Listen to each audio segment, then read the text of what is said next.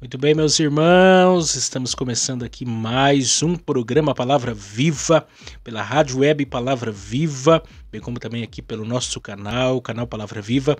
Vocês podem estar aqui se inscrevendo, deixando aí o joinha de vocês e aproveite também. Pega esse link aí e compartilhe com o maior número de pessoas possíveis, porque quando você faz isso, você ajuda o nosso canal a avançar e alcançar o maior número de pessoas para a glória de Deus. Nós vamos ouvir a nossa vinheta e nós voltamos já já. Agora. Mais uma edição do programa Palavra Viva. Pela Rádio Web Palavra Viva e pelo canal do YouTube Palavra Viva. Com vocês, Miqueias Alves.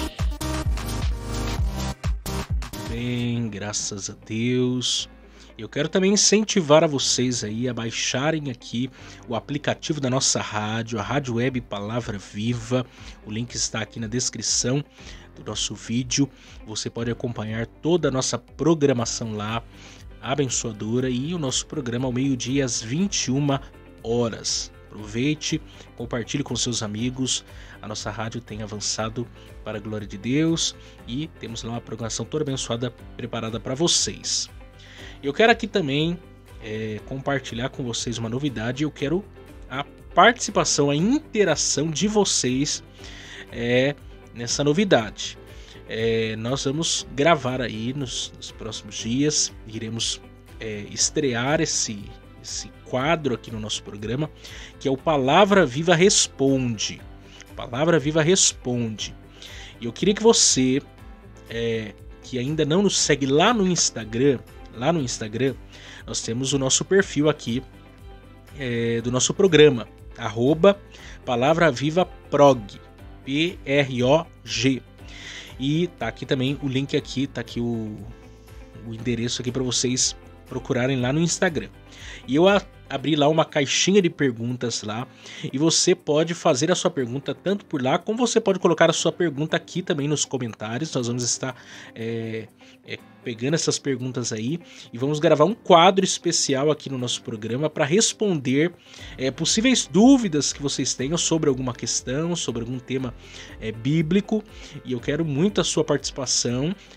Nós que vamos selecionar as perguntas mais interessantes, mais importantes, e vamos fazer aqui um quadro bem rápido assim para trazer isso aqui para vocês. Então eu quero que vocês interajam com a gente, participem desse quadro. Você pode sempre estar colocando as suas perguntas aqui e nós vamos estar respondendo exclusivamente nesse quadro que nós teremos Palavra Viva Responde. Então fiquem aí atentos aí às novidades do nosso programa, que vai ser com certeza uma bênção. Então vamos ouvir aí os nossos patrocinadores e logo em seguida nós vamos meditar na Palavra de Deus. Hoje dando início a Romanos capítulo de número 12. Romanos capítulo de número 12. E hoje falando sobre metamorfose. Metamorfose. Vamos entender essa palavra e esse conceito para a vida do cristão. Então não saiam daí. Se você deseja nos ajudar a patrocinar esse programa de rádio, anunciando a sua empresa ou nos dando uma oferta voluntária, entre em contato com a gente pelo WhatsApp 12 99192 5941, 12 99192 5941, 12 99192 5941, ou nos envie uma oferta pelo Pix 12 99192 5941, 12 99192 5941, 12 99192 5941.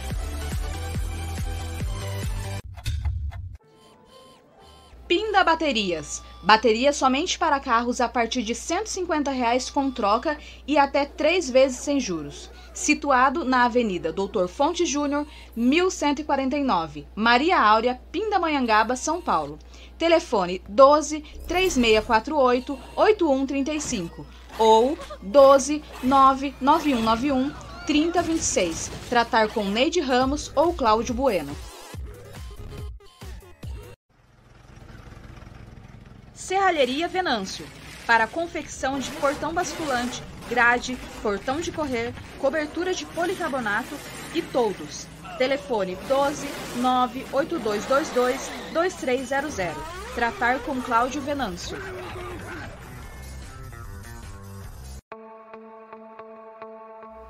Mercearia Betel. Atenção lancheiros, produzimos o melhor pão de hambúrguer da cidade. Situado na Rua Bulgária, 355, Pazim, Pindamonhangaba, São Paulo. Telefone 12 98896 3701. Tratar com Wesley. Muito bem, graças a Deus. Então vamos partir para a exposição da Palavra de Deus. Eu quero ler juntamente com vocês hoje Romanos, capítulo de número 12. Romanos, capítulo de número 12, versos de número 1 e verso de número 2. Romanos 12, 1 e 2. Para você que tem aqui nos acompanhado, né, nessa série que nós estamos fazendo de exposições da carta do apóstolo Paulo aos Romanos, veja bem, nós já avançamos bastante, já passamos da metade desse importante livro do Novo Testamento, dessa importante carta do Novo Testamento, e nós vamos iniciar a partir de hoje o que compreende a parte prática, a parte da ética cristã, né? Porque as cartas do apóstolo Paulo estão sempre divididas em dois importantes blocos: teologia, doutrina e depois vida, prática, ética, o que nós devemos fazer. E o capítulo de número 1 ao capítulo de número 11 compreende a parte doutrinária, a explicação da teologia cristã. Então veja bem, ele tem tratado desde o capítulo de número 1, verso de número 16 e 17, de maneira bem geral, o tema da justificação pela fé. A questão da nossa salvação. Então, ele já falou sobre a depravação total, já falou sobre a justificação pela fé, já falou sobre a santificação, a glorificação, a questão da salvação do povo de Israel. E agora, a partir do capítulo de número 12, até o capítulo de número 16, ele vai nos falar sobre a parte prática.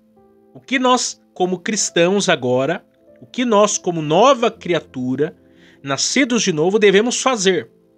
Uma vez que nós entendemos o Evangelho, entendemos o que é a obra de Cristo, o que é a nossa salvação, agora ele concentra-se a falar sobre o que devemos fazer, as questões práticas da nossa vida cristã, do que nós devemos fazer. Ele é bem mais pontual a partir de então. Então, hoje aqui, nós vamos pensar aí sobre esse tema, a metamorfose, e pensar aí Romanos 12, versos de número 1 e 2. O texto diz assim: Rogo-vos, pois, irmãos, pela compaixão de Deus, que apresenteis o vosso corpo em sacrifício vivo, santo e agradável a Deus, que é o vosso culto racional.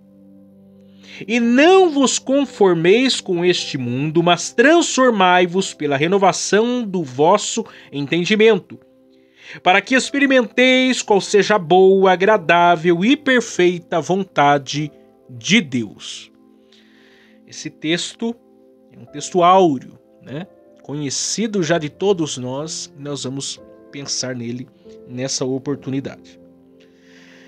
Primeira observação que nós temos que fazer à luz desse texto é o seguinte: Paulo fala aí sobre, começa falando para nós aí, usando uma palavra que em outras ocasiões ele já havia usado, que é a palavra portanto, essa conjunção adversativa. Isso aqui é muito importante, eu já falei outras vezes, vou repetir novamente. Todas as vezes que você encontrar no texto sagrado, no texto bíblico, a conjunção, ou uma conjunção, portanto, entretanto, no entanto, todavia, outro sim, todas as vezes que você encontrar uma conjunção nas Escrituras, preste muita atenção, porque ela é uma chave de interpretação. O autor, quando colocou essa conjunção, ele está ligando o que ele falou anteriormente com o que ele falará posteriormente. É como uma dobradiça. Então você precisa entender que uma coisa está sendo conectada à outra, uma coisa está sendo ligada à outra. Então veja bem, esse portanto aqui está ligando a doutrina com a prática, a teologia com a vida, a doutrina com a ética. Ele está conectando o que ele falou anteriormente com o que ele vai falar a partir de então. É muito importante isso, porque ele discorreu profundamente sobre a teologia. E agora ele vai discorrer sobre a prática. Então ele começa dizendo, portanto o quê?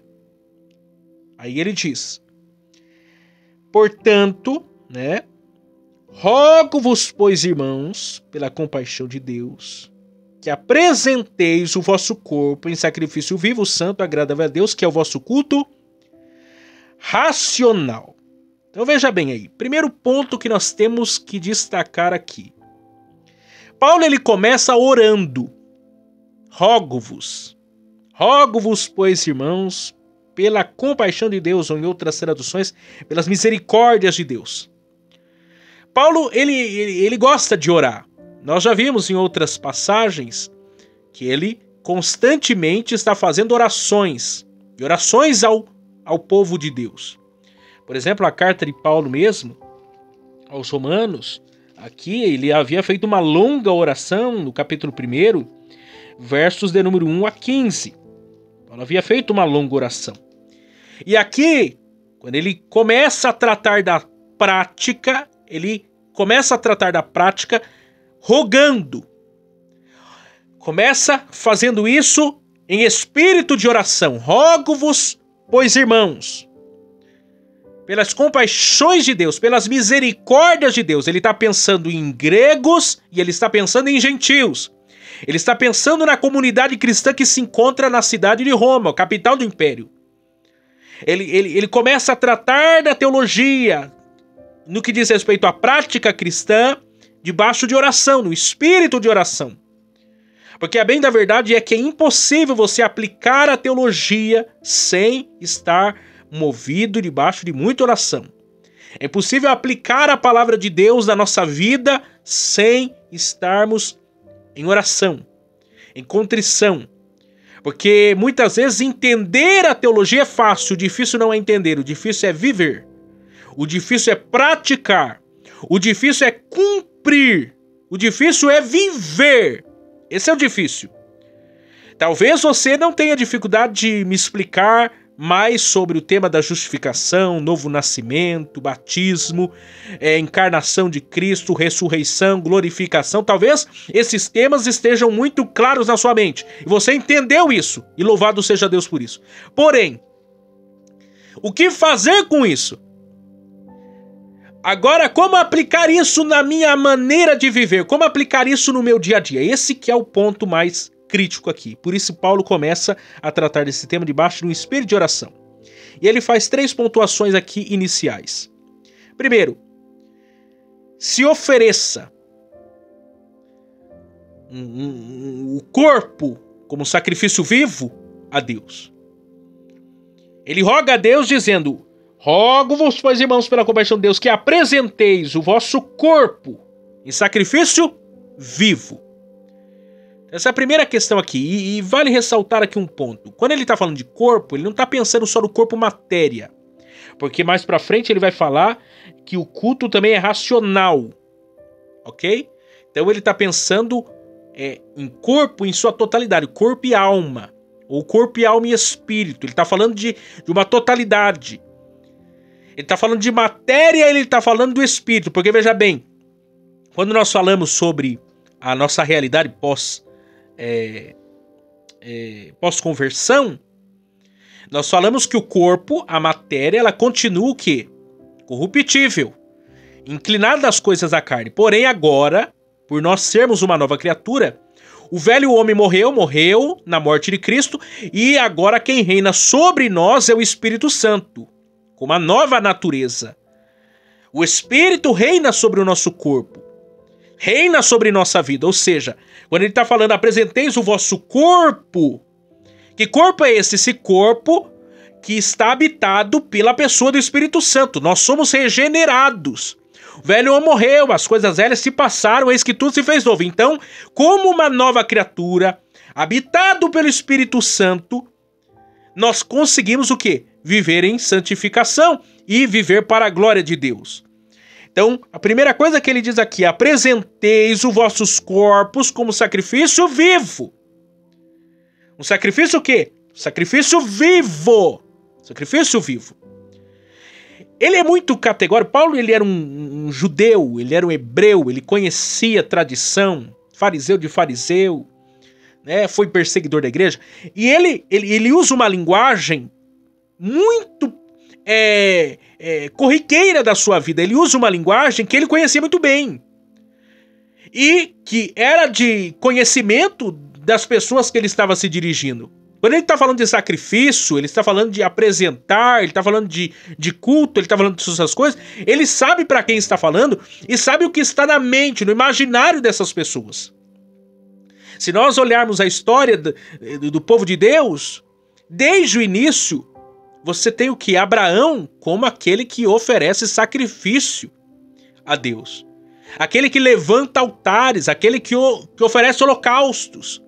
É um povo que está acostumado com culto, está acostumado com sacrifício, está acostumado com adoração. É uma linguagem conhecida. E ele diz o que? Apresenteis, ofereçam o vosso corpo como o quê? Um sacrifício vivo a Deus. Ou seja, quem que deve se oferecer em adoração aqui?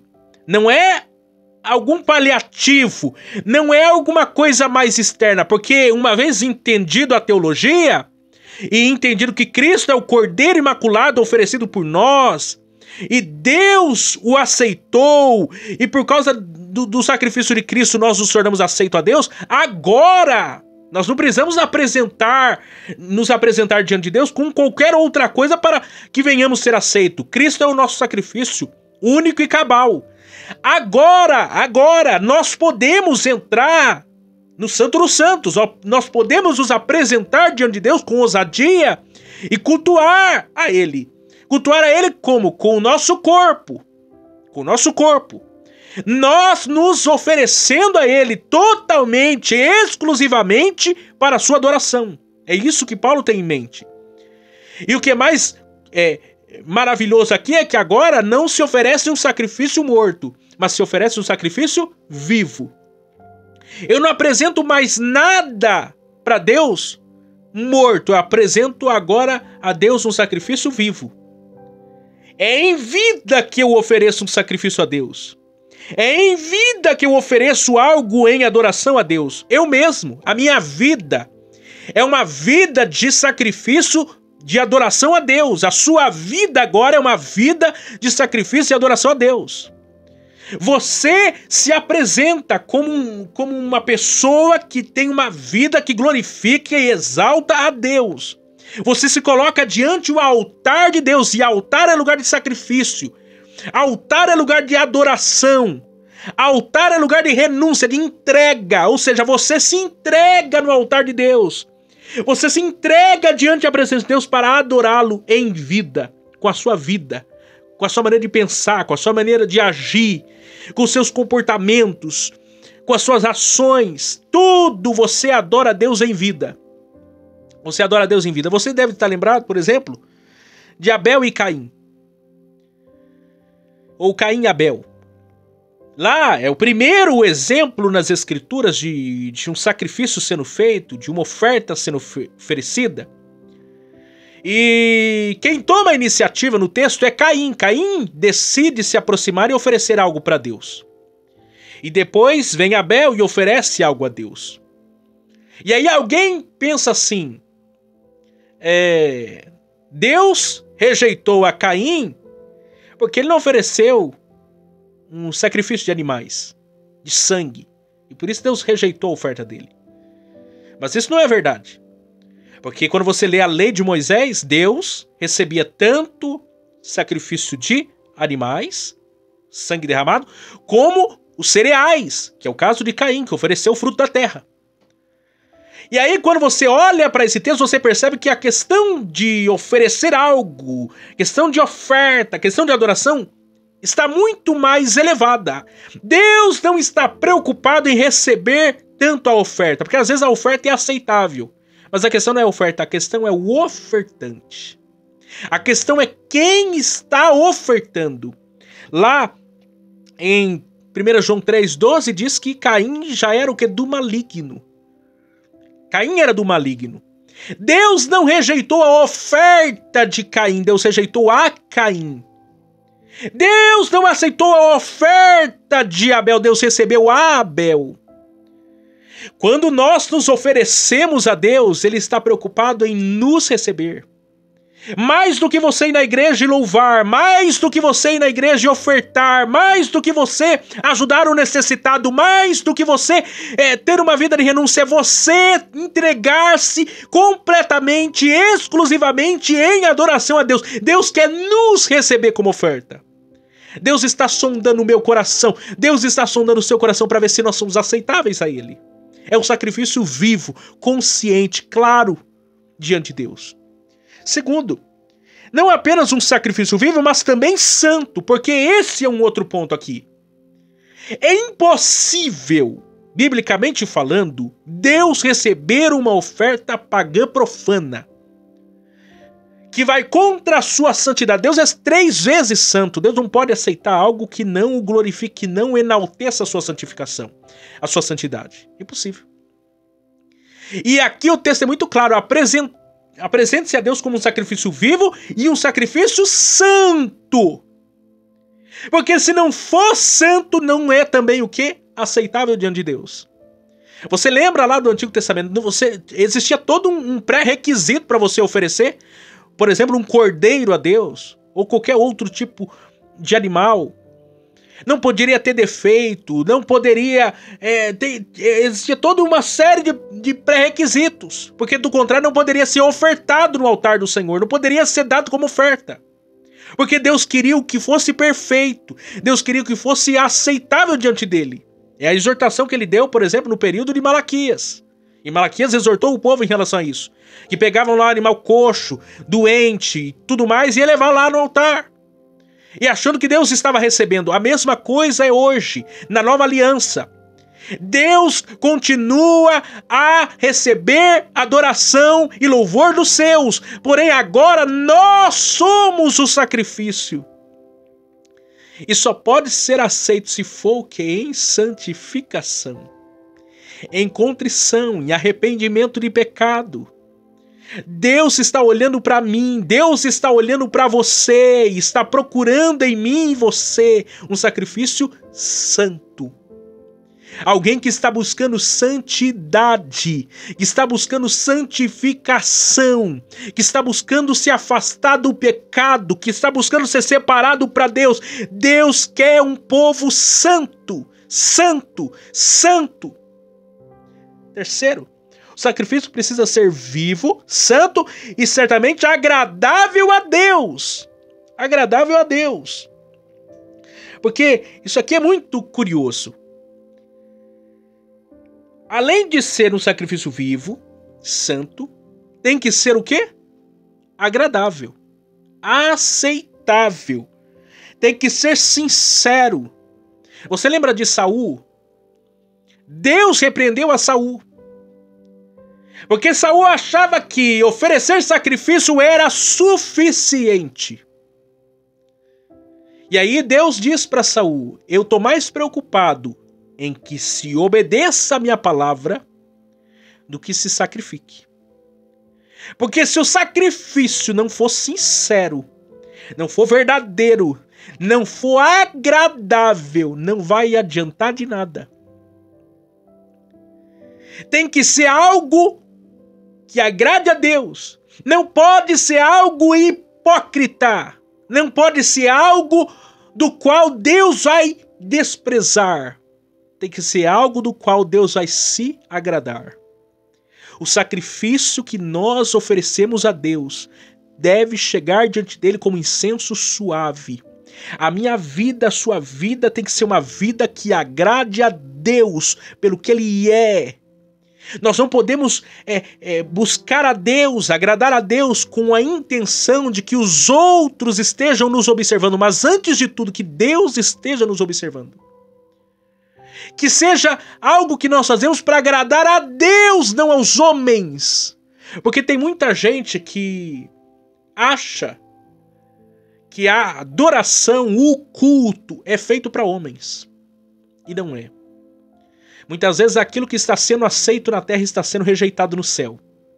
Muitas vezes aquilo que os homens aplaudem na terra está sendo vomitado no céu. Porque não interessa ser agradável aos homens, interessa ser agradável a Deus. E o sacrifício tem que ser agradável a Deus, porque o culto não é 2 horas. O culto não é 1h30. O culto não é 1, 2 vezes a semana. Não, o culto é 24 horas por dia. Desde a hora que você levanta até a hora que você vai dormir. Em todo o tempo nós estamos cultuando a Deus, nós estamos sacrificando a Deus. Eu quero até subscrever algo aqui que diz Crisóstomo. Veja só o que Crisóstomo diz. Quando ele fala sobre adoração, ele fala sobre culto. Como pode o corpo tornar-se um sacrifício? Deixe que o olho não veja nada mal, e ele se tornará um sacrifício. Permita que a língua não diga nada vergonhoso, e ela se tornará uma oferta. Deixe que a mão não faça nada ilegal, e ela se tornará uma oferta em holocausto. Não, isso não será suficiente, mas precisamos ter a prática ativa do bem, e a mão precisa dar esmola, a boca precisa abençoar em lugar de amaldiçoar, o ouvido precisa dar atenção sem cessar aos ensinamentos divinos, pois um sacrifício não tem nada impuro. Um sacrifício é a primícia de outras coisas, portanto, que nós possamos produzir frutos para Deus com as nossas mãos, com os nossos pés e com a nossa boca e com todos os nossos outros membros. Veja bem, olha como que ele é prático no quesito adoração. Você está adorando a Deus quando você não está deixando a sua mão tocar. Ainda na minha infância a gente cantava um hino, hoje não canta mais. Hoje em dia deveria cantar esse hino, hoje em dia não canta mais. Mas cantava o quê? Cuidado olhinho no que vê.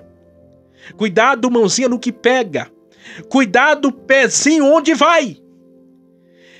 Se nós entendermos que tudo que nós fazemos está glorificando a Deus, nós mudamos de perspectiva. Nós mudamos de vida. O nosso culto não está restrito a 2 horas, 1h30, a 2, 3 dias da semana. Não, todos os dias nós estamos cultuando a Deus como um sacrifício vivo, santo e agradável a Deus. Mas esse culto também ele é o quê? Ele é racional. Esse culto é o quê? Ele é racional. Porque, em quarto lugar, o sacrifício vivo, santo e agradável a Deus, é o verdadeiro culto com entendimento. O texto é muito claro e enfático dizendo: apresenteis o vosso corpo em sacrifício vivo, santo e agradável a Deus, que é o vosso culto racional, que é o culto com entendimento, que em outras traduções, talvez o sentido mais total seja o que? O culto espiritual. É o entendimento do verdadeiro culto. É um culto com entendimento, é o saber o que eu estou fazendo enquanto estou adorando, enquanto estou cultuando. É ter consciência clara de que eu sou um adorador e eu estou o tempo todo adorando e cultuando a Deus. Esse é o culto com entendimento. Porque existem pessoas que acham que culto é um momento de êxtase. É o momento em que você vai tirar para entrar no quarto de oração ou lá na igreja, e você vai sentir um arrepio, você vai chorar, você vai dar vazão às suas emoções, e isso é culto. Nananina não. Definitivamente não. Culto é com entendimento. Eu preciso estar plenamente consciente que o tempo todo, 24 horas por dia, eu estou em culto, em adoração, em louvor. É muito interessante, é como se a minha vida, como se a nossa vida como cristão, ela fosse o quê? Um momento é algo sacralizado.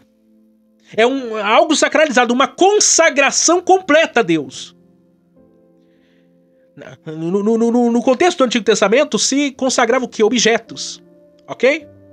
Para se utilizar lá no templo, para o culto. Agora nós somos esse ser consagrado, esse ser sacralizado, sagrado em adoração a Deus. Nós precisamos ter completa consciência disso o tempo todo. Se você não tem consciência disso, sabe o que você vai achar? Você vai achar que o culto é só quando você vai na igreja. Ou é só quando você ora, é só quando você louva. Ou só quando você sente um arrepio, quando você recebe uma palavra. Ou só quando você fala em línguas. Não! O culto é o tempo todo. O tempo todo nós temos que estar conectados com o céu. Saber que estamos diante da presença de Deus o tempo todo. Em louvor e em adoração a Deus. De modo que no capítulo de número 12, verso de número 2, Paulo ele vai o quê? Vai falar sobre essa realidade de maneira mais profunda. Quando ele diz, e não vos conformeis com este mundo, mas transformai-vos pela renovação da vossa mente ou do vosso entendimento, para que experimenteis qual seja a boa, agradável e perfeita vontade de Deus. Isso aqui é muito interessante. A palavra conformação e transformação estão caminhando aqui de maneira conjunta. Há uma frase que eu achei assim, especial de Warren Wiersbe. Ele diz assim: se o mundo controla nossa maneira de pensar, somos conformados, mas se Deus controla a nossa maneira de pensar, somos transformados. Então veja bem, se você entendeu quem você é como um cristão, você é um sacrifício vivo, santo, agradável a Deus, que está o tempo todo adorando e bendizendo o nome de Deus, você está sendo transformado. Você está passando por um processo de metanoia. Que a palavra mais interessante aqui nesse texto é o quê? Metamorfose. O que é metamorfose? É uma transformação de dentro para fora. É uma transformação de dentro para fora. Ou seja, você não se deixa vencer pelo sistema de fora. Mas você transforma o sistema de fora porque você está sendo transformado por dentro. O mundo tem uma forma, o mundo tem um padrão. É um padrão externo. É um padrão que engessa as pessoas. Mas o cristão não. O cristão não se deixa vencer por isso, porque ele está sendo transformado. Está sendo transformado de dentro para fora. Ele está sendo aperfeiçoado. Ele está deixando que o caráter de Cristo seja moldado em si de dentro para fora. Ele começa a transformar o mundo a partir da perspectiva divina que está sendo moldada nele. Se nós entendermos isso, gente, nós vamos viver o que eu entendo por avivamento. O avivamento é o crente sendo crente. É o sal sendo sal, é a luz sendo luz. E a gente fazendo a diferença no mundo, na sociedade. É não se curvando e nem baixando a cabeça para o sistema. Não, a gente não pode tolerar isso. Nós somos sal. Nós temos um propósito. O propósito é salgar. O propósito é ser um antisséptico nesse mundo que está em estado de putrefação. Nós somos luz em meio às trevas. Aonde a gente chega, a gente faz a diferença. Isso é ser crente. Isso é ser moldado por Deus. Isso é ser transformado e isso é poder transformar. Se nós estamos sendo transformados, nós não vamos ficar conformados. Mas se nós estamos sendo conformados, nós não seremos transformados. E Paulo é muito categórico. Nós temos que transformar o mundo pela renovação da nossa mente. Nós temos que fazer a diferença. Porque algo aconteceu em mim, algo aconteceu em você. Eu não posso, uma vez que algo aconteceu em mim, guardar isso só pra mim. Eu não posso entrar num ambiente e eu ser igual a todo mundo. Impossível, impossível. Eu fui transformado. Algo está acontecendo em mim. O Espírito Santo de Deus está trabalhando em mim. E aonde eu estiver, alguém vai ter que ser atingido por isso. Alguém vai ter que ser transformado juntamente comigo. Alguma coisa vai ter que acontecer.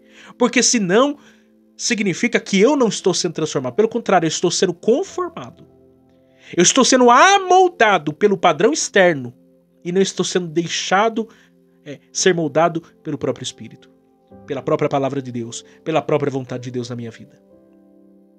Que essa palavra fique no meu e no teu coração. E que nós venhamos orar. Venhamos rogar pelas compaixões de Deus, pelas misericórdias de Deus. Que de fato nós venhamos ser um sacrifício vivo, santo, agradável a Deus. Que nós venhamos de fato transformar o mundo pela renovação do nosso entendimento. Que nós venhamos de fato ser cristãos genuínos. Não se conforme com o mundo. Não se conforme com o pecado. Se está todo mundo fazendo algo numa direção e você sabe que aquilo é contra Deus, é contra a sua palavra, seja alguém que resista, não aceite, não se conforme. Ah, mas o povo não vai gostar de mim. Ah, mas vão achar que eu tô... O problema é de quem achar. O negócio é que nós temos que estar de acordo com a verdade. A verdade é a verdade. A verdade que liberta, a verdade que transforma, a verdade que dá vida. Se as pessoas querem viver na mentira, no engano, problema é de quem quer viver na mentira, no engano. Eu quero viver a verdade é que liberta. Jesus é a verdade, Jesus é o caminho, Jesus é a verdade, Jesus é a vida. Eu não posso viver em contramão aquilo que a palavra de Deus e o próprio Cristo diz para mim que eu tenho que viver. Que Deus venha nos ajudar a viver isso de maneira clara para a glória de Deus. Deus abençoe vocês. E amanhã estaremos aqui de volta, se Deus assim nos permitir. Chegamos ao final de mais um programa Palavra Viva. Vocês que nos ouviram pela rádio web Palavra Viva e para vocês que nos acompanharam pelo canal de YouTube Palavra Viva. Aproveitem, se inscrevam no canal, deixem o seu joinha e compartilhem com seus amigos. Até a próxima vez. Tchau, tchau.